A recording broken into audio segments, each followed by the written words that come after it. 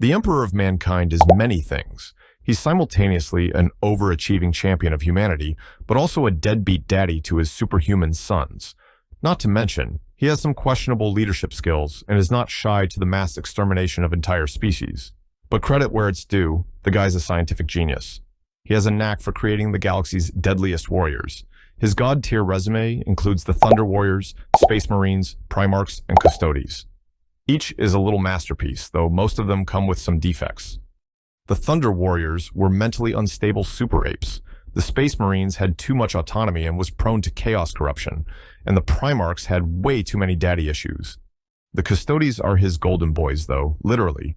They were designed to be his personal bodyguards. Flawless, shiny, and eternally obedient, they're his one and only success story.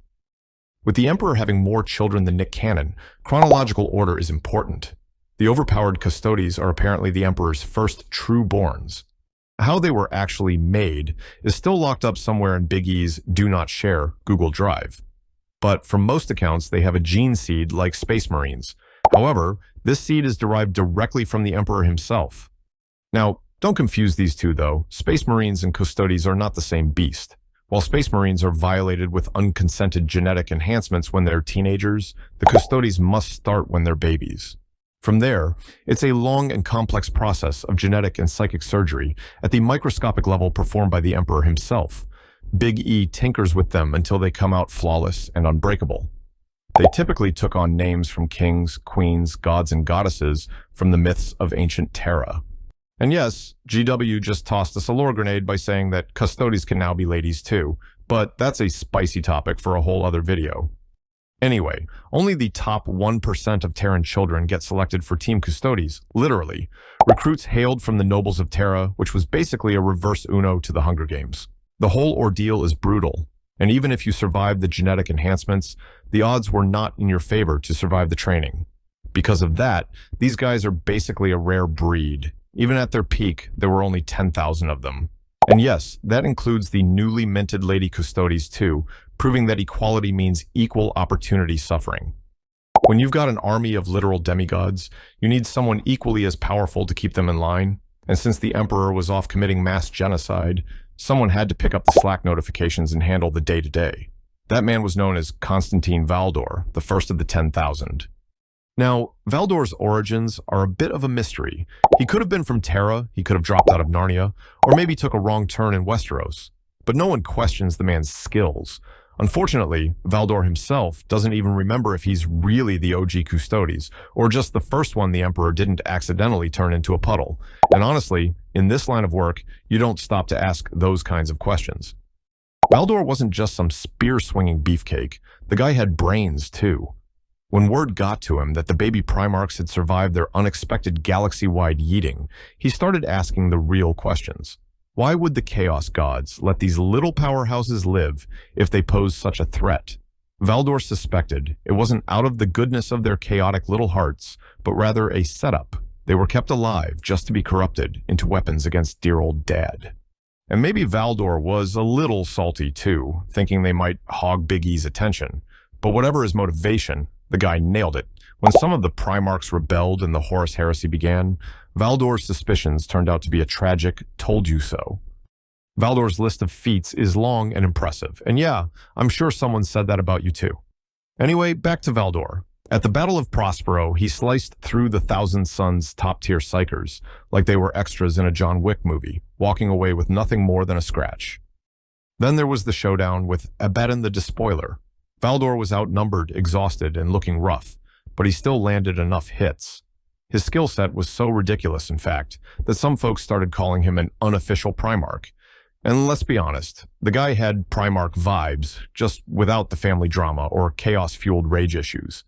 After the Horus Heresy, Valdor went to the corner store to get some milk. That same night, he just vanished from the Imperial Palace without a word. Of course, there are rumors. Some say he's out there somewhere, cosplaying as the King in yellow, gathering a secret army. Why? Who knows?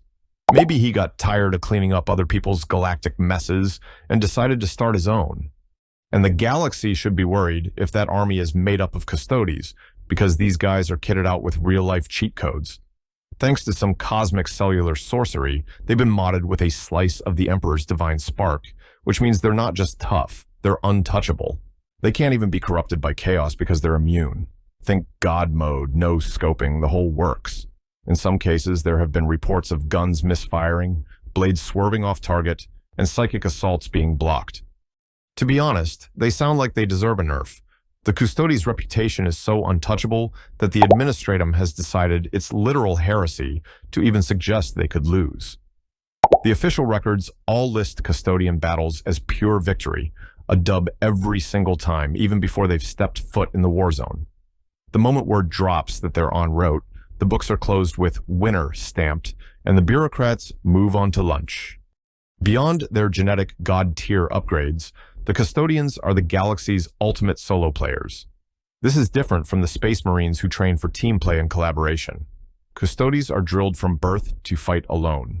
The only bond they acknowledge is with the Emperor himself, and they're more than willing to throw themselves into oblivion in his name.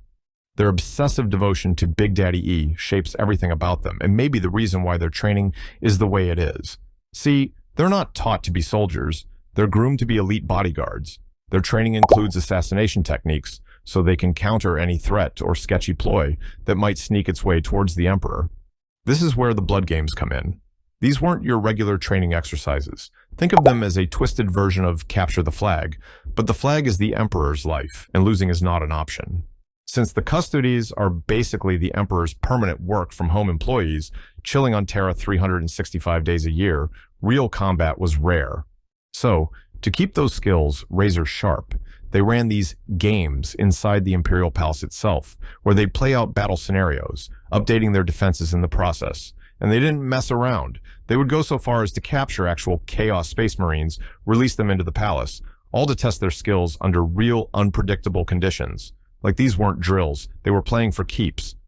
Now, these guys are absolute units, like Space Marines on steroids. They're so jacked and so huge that even their armor needs an upgrade to keep up. While Space Marines clomp around in their standard issue gear, the Custodes roll in custom-fitted golden suits made from oromite, the same blinged-out material Big E himself rocks. Each suit is also engraved with the Custodian's own name on the inside, and unlike the budget armor of their Marine cousins, the Custodes' gear is nearly silent, all thanks to high-end servos and motors. If Space Marine armor is your basic 2020 Kia Soul, Custodes armor is a modded-out Ferrari with a gold paint job, fine-tuned to stealthily crush the galaxy's finest. Keep in mind, not every Custodian is strolling around in blinding gold. While oromite is the standard, this primo metal can be tinted, allowing certain Custodes divisions to flex a darker, rarer look, a bit like stumbling upon a reverse holo PSA 10 Pokemon card. These guys might look a shade more ominous, but rest assured, the bling level is still off the charts. It's the Emperor's way of keeping things stylish, yet unpredictable. The Custodes aren't just physical powerhouses, they're also politically untouchable. Technically part of Terra's government, they answer to absolutely no one except the Captain General or the Emperor himself. So if some bureaucrat starts barking orders, they can pretty much hit them with a diplomatic nah and walk away with zero consequences. Hierarchy-wise, these golden giants fall under the Captain General's command at the top. Beneath him, the Custodes are organized into shield companies, each led by a shield captain. But for ultimate security, there's the Companions, a hand-picked, permanent squad of 300 Custodians who never leave the Emperor's side. And if that wasn't enough, there's also the Blade Champion. They're a Custodian with Chuck Norris-level status, tasked with hunting down enemy leaders and serving up their heads like a galactic DoorDash special. They're basically out here soloing armies just to make a point. For most of their immortal existence, the Custodes have been the Emperor's overpowered security guards, practically glued to Terra thanks to the Edict of Restraint. It's a contract that basically says they cannot leave Terra for a road trip. But when Guilliman was revived and returned, they updated the contract. He ended up revising the no-travel clause, and suddenly the Custodes were free to spread their golden wrath across the galaxy.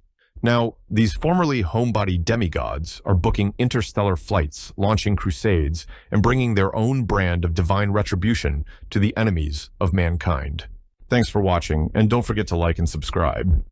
If there's any specific 40K lore, topics, or conversations you'd like me to discuss, please feel free to drop a comment below.